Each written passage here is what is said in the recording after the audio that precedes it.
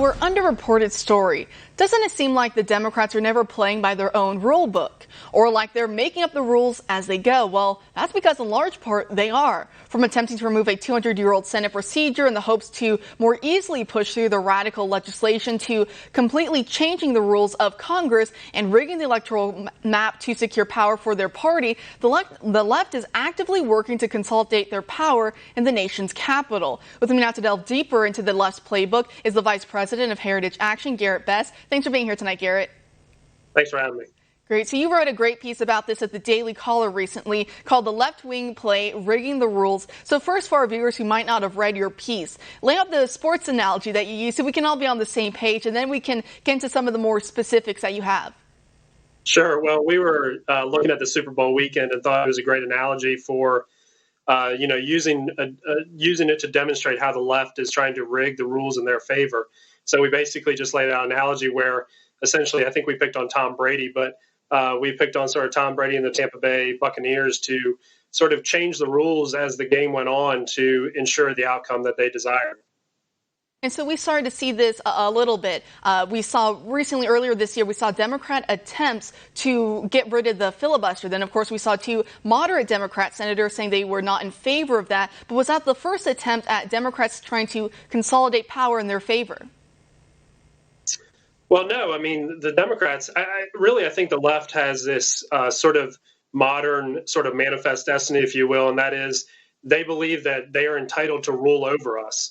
And because they sort of start from that position that they know better than us, they know how to make decisions better than us for our own lives, for our government, they don't have any qualms or insecurities about changing the rules to affect that outcome. And so this is just a longstanding practice, whether you talk about our election systems, whether you talk about once they get in power at the local level, state level, and certainly in Congress as well.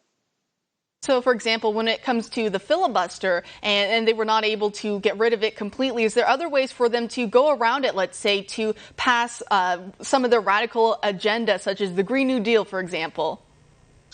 Well, there are in some ways. Currently, there's not the votes necessary to do that. But if they were to change the rules in certain manners, they could. And one of those ways, a lot of people know about the filibuster. They know that term at least. But one of the ways that they could get around the filibuster or accomplish eliminating the filibuster by another name is to change a process called reconciliation. And that is what they are in right now. Every year, Congress is supposed to pass a budget resolution. When that budget resolution is passed by both the House and the Senate, it sets up the potential for a process called reconciliation. And that means mostly it impacts the Senate procedure. And in the Senate, you can pass a piece of legislation with 50+1 votes. And that's currently what the Democrats have. Ordinarily, the Green New Deal or some of these other more controversial topics would have to run the standard route that all other bills have to run, and that is getting at least a 60-vote threshold in the Senate. And if they were to adjust the rules around reconciliation, they could do that with their slim majority.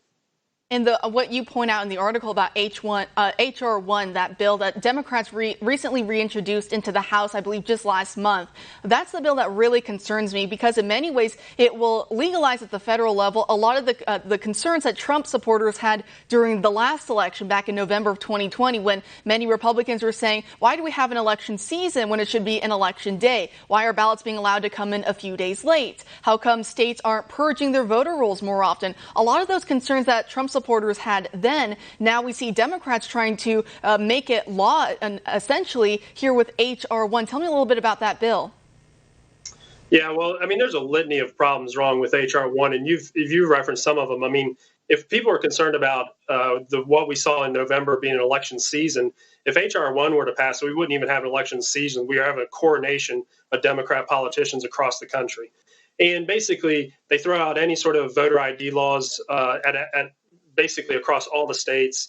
They ensure that you can show up at whatever polling location you want, register on the spot, vote on the spot. They have to then count that ballot in that precinct as though it were a lawfully cast ballot.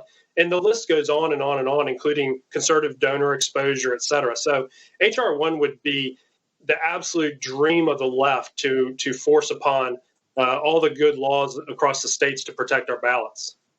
And talking about the electorate as well, we know Democrats for many years have been talking about amnesty, for example. And I know you point out in your article about Biden's attempts with his U.S. Citizenship Act. Tell me a little bit about that and if it would be able to go into effect by 2024 as Democrats want to have happen.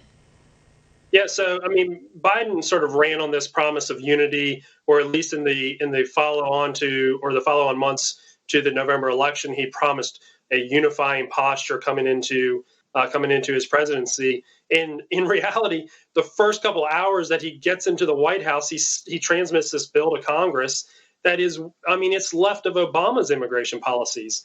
It would take and basically ensure that about 1 million or more people that are here illegally right now would not only be legal in the country, but would be able to vote in the next election. And so this is just a string of actions that Democrats have shamelessly taken to ensure their own power. It's quite astounding, to be honest with you.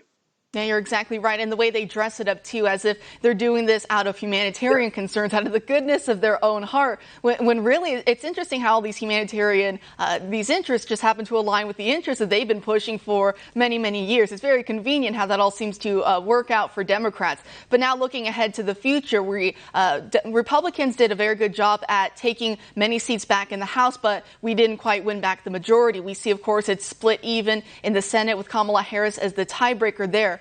What can Republicans do to perhaps beat back against some of these proposals we're seeing from Democrats? Does it fall to, let's say, conservative media, for example, to get the word out there? What can we really do to defend ourselves against this? Well, certainly media outlets like OAN are crucial in upcoming conservative victories. But one thing that we should not be afraid of is we should not be afraid of these left-wing policies. We should meet them head on. That is what organizations like ours, Heritage Action, are really promising to do. We don't see this as an opportunity to sort of crawl under a rock and try and protect and hold on to what we have. This is exposing the left for what they are and what they actually believe in. They don't care about the American who's working hard every day trying to get their kids back in school in these sort of blue state shutdown areas, or who is trying to recover from the results of the government actions related to the pandemic. That is what conservatives, that's what we believe in. We believe in the individual. We don't believe in the state like the left does. And as long as we continue to meet these legislative efforts head on, I actually believe that we're going to do very well in the 2022 cycle. Garrett Bess, I really enjoy your spirit. Thank you so much for giving us some optimism as we look ahead at these next couple of years. Thanks for joining us tonight. Thank you so much.